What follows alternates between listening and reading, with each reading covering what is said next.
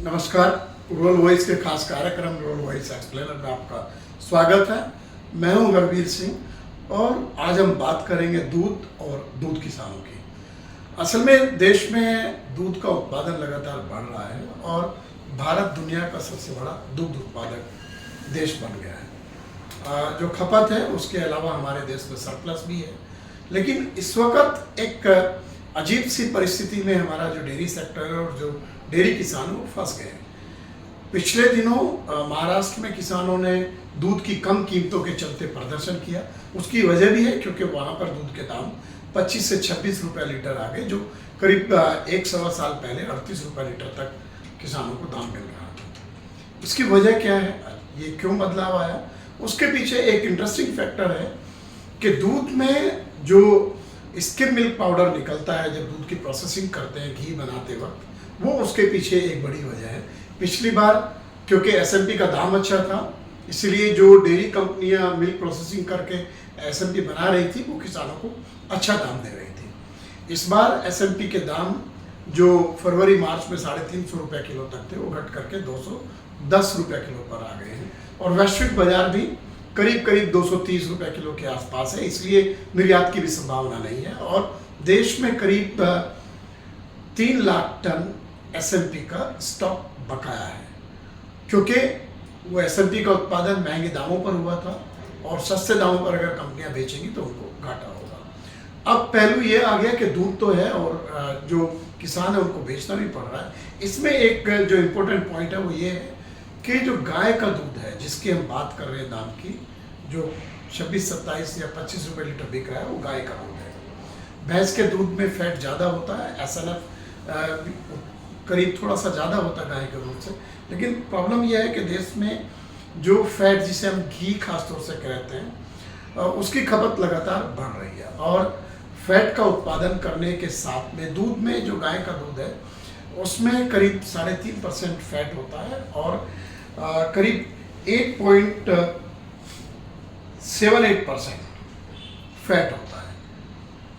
क्योंकि इसको हम इस तरह से कैलकुलेट करेंगे, जो 100 लीटर दूध होता है उसका वजन 102 किलो होता है और इसके चलते जब दूध की प्रोसेसिंग की जाती है तो उसमें 3.5% फैट होता है और उसके अलावा जो साथ में जो बाई प्रोडक्ट के रूप में एसएनएफ निकलता है उसकी मात्रा 8.738 किलो होती है। अब अगर जो भैंस का दूध है उससे हम वही प्रोसेसिंग करें जिसमें 7% फैट होता है और एसएनएफ करीब 9% होता है, तो इसलिए भैंस के दूध में जितना फैट है उतना उत्पादन करने के लिए गाय से के दूध का जब हम प्रोसेसिंग करते हैं तो करीब 2 गुने दूध की प्रोसेसिंग करनी पड़ती है और उसमें एसएनएफ ज़्यादा निकलता है।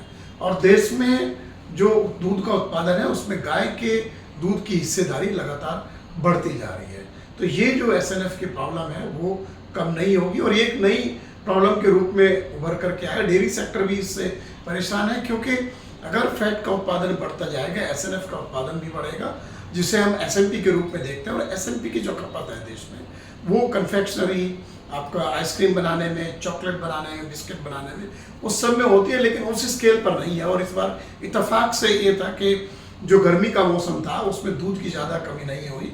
अदरवाइज जब दूध की कमी होती है तो डेयरी कंपनियां हैं वो दूध को रिक्रिएट करने में एसएमपी का इस्तेमाल करती है, साथ में फैट का इस्तेमाल करती है। इस बार उस तरह की ज़रूरत नहीं पड़ी और इसीलिए ये जो एक्यूमुलेट हो गया है एसएनएफ, इसने एक बड़ी समस्या पैदा कर दिया। और क्योंकि जैसा मैंने कहा देश में दूध के उत्पादन में और जो मार्केट हो रहा है दूध उसमें गाय के दूध की हिस्सेदारी लगातार बढ़ रही है, तो ये प्रॉब्लम लगातार बढ़ती जाएगी। और अगर इसका हल नहीं ढूंढा जाता तो ये आगे जाकर के किसानों के लिए बड़ी मुश्किल बनेगी, क्योंकि अभी भी जो दाम गिरे हैं ये एक बड़ी वजह है। क्योंकि महाराष्ट्र में जो निजी क्षेत्र की अधिकांश जो डेयरियाँ हैं जो प्रोसेसिंग करती हैं उन्होंने दाम घटाए हैं। इसके साथ ही जो वहाँ पर कोऑपरेटिव का उतना स्ट्रॉन्ग इंफ्रास्ट्रक्चर नहीं है और मिल्क कलेक्शन में प्राइवेट डेयरियों का ज़्यादा योगदान है। जब हंगामा हुआ, किसानों का प्रदर्शन हुआ, तो जो महाराष्ट्र सरकार ने इस बार का बजट पेश किया उसमें किसानों को 5 रुपये लीटर सब्सिडी देने का फैसला किया। हालांकि वो सब्सिडी किसानों को कैसे मिलेगी वो अपने आप में एक बड़ा चैलेंज है। और दूध के दाम कम होने के 2 फैक्टर जो है आए हैं कि एक तरफ तो आप देखिए कि जो कई सारी जो ऑर्गेनाइजेशन है उन्होंने उत्तर भारत में दाम बढ़ाए, इवन कर्नाटक में भी नंदिनी ने दाम बढ़ाया था, 2 रुपये लीटर की बढ़ोतरी हुई थी। लेकिन जो साउथ में तमिलनाडु, केरल और आपका जो महाराष्ट्र का कुछ हिस्सा, कर्नाटक, तेलंगाना, आंध्र प्रदेश में दूध का मार्केट करने वाली कुछ कंपनियों ने दूध के दाम में कटौती की है। जो किसानों से उन्हें जो कम दाम में दूध मिला है उसका काफ़ी उन्होंने पास ऑन किया कंज्यूमर्स के लिए। लेकिन दीर्घकालिक रूप से ये किसानों के हित में नहीं है। यहाँ पर सरकार को सोचना पड़ेगा कि एसएमपी का क्या किया जाए। उसके लिए विकल्प के रूप में एक फैक्टर है कि उसका निर्यात कर दिया जाए। जो हमारे पड़ोसी देश है, सार्क देश है, वहाँ पर खपत है, लेकिन निर्यात तभी संभव है अगर सरकार सब्सिडी दे। एक विकल्प है कि एसएमपी का बफर स्टॉक बनाया जाए जिसकी कॉस्ट सरकार खुद वहन करे, और जब दूध की किल्लत होती है गर्मियों में उस वक्त दूध को रिक्रिएट करने के लिए उस एसएमपी का इस्तेमाल किया जाए। यहाँ एक पहलू और मैं आपको बताऊं कि अभी केंद्र सरकार ने एक नोटिफिकेशन इशू किया जिसमें 10,000 टन टैरिफ रेट कोटा के तहत एसएमपी इंपोर्ट की अनुमति दी गई। उसको लेकर के भी डेयरी इंडस्ट्री में नाराजगी है, क्योंकि भले ही इंपोर्ट ना हो उससे एक सेंटिमेंट खराब होगा जिससे एसएमपी के दाम और नीचे जा सकते हैं। तो ये इसका एक पहलू ये भी है कि जब हम बात करते हैं कि WTO एग्रीकल्चर पे कैसे इम्पैक्ट डालता है, वो ये है क्योंकि WTO के तहत जो एग्रीकल्चर प्रोड्यूस को हमें मार्केट एक्सेस देना है या बाजार पहुंच का मौका देना विदेशों को, तो उसमें ये उस टैरिफ रेट कोटा के तहत ये 10,000 टन एसएमपी के इंपोर्ट के लिए नोटिफिकेशन जारी किया गया रियायती दर पर। तो ये इसका इंटरनेशनल फैक्टर भी है, और ग्लोबली जो है उसमें एक पहलू ये है कि यूरोप वगैरह में क्योंकि फैट की बहुत ज़्यादा खपत नहीं होती। हमारे यहाँ ट्रेडिशनल रूप से मिठाइयाँ हों या दूसरे जो घी खाने के लोगों की एक आदत है, उसके चलते फैट की डिमांड लगातार बढ़ती है, जबकि जो यूरोपियन कंट्री है या जो दूसरे देश है उसमें उस तरह से फैट की ज़्यादा डिमांड नहीं होती है। फैट मतलब जो बटर है वो जब क्लैरिफाइड हम करते हैं उसको, वो येलो बटर को, तो वो फैट होता है।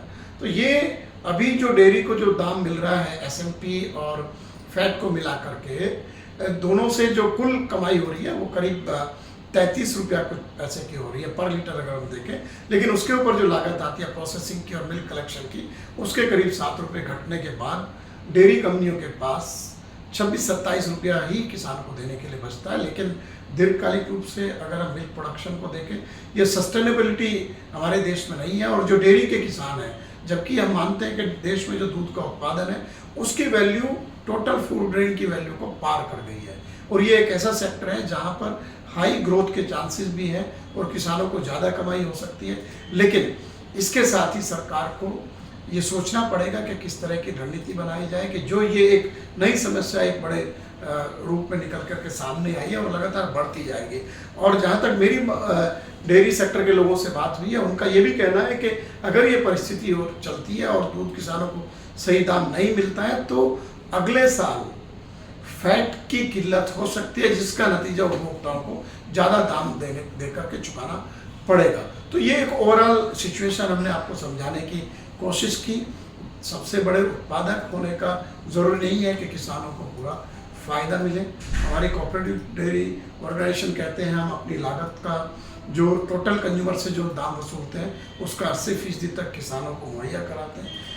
एक सीमा तक ये बात सच भी है, लेकिन जब हम प्राइवेट डेयरी की बात आज कर रहे हैं वहाँ पर जो लिक्विड मिल्क बेचती हैं कंपनियाँ, जो तरल दूध बेचती हैं, उस हिसाब से अगर मैं देखूँ तो जो किसान जिस तरह से उनको दाम मिल रहा है महाराष्ट्र वगैरह में, वहाँ पर वो घट करके करीब 60%, 55-60% हिस्सा ही किसान को मिल रहा है। इसमें डेयरी कंपनियां जो सीधे दूध बेच रही हैं वो मुनाफा भी कमा रही हैं, लेकिन किसान को उसका उतना फ़ायदा नहीं मिल रहा है। रूरल वॉइस एक्सप्लेनर के आज के एपिसोड में इतना ही। हम आगे फिर आपसे मिलेंगे एक दूसरे विषय के ऊपर बात करने के लिए, और तब तक आप हमारे YouTube चैनल रूरल वॉइस इनको जरूर सब्सक्राइब करें, और कृषि, ग्रामीण अर्थव्यवस्था से जुड़ी खबरें, टेक्नोलॉजी, ट्रेड इंफॉर्मेशन और एनालिसिस को पढ़ने के लिए आप हमारे वेबसाइट ruralvoice.in हिंदी में और eng.ruralvoice.in अंग्रेजी में उसको सब्सक्राइब करें। वहाँ आपको ये जानकारी मिलेगी। आप हमारे सोशल मीडिया हैंडल जो रूरल वॉइस इन के नाम से है, फेसबुक, ट्विटर, लिंक्डइन,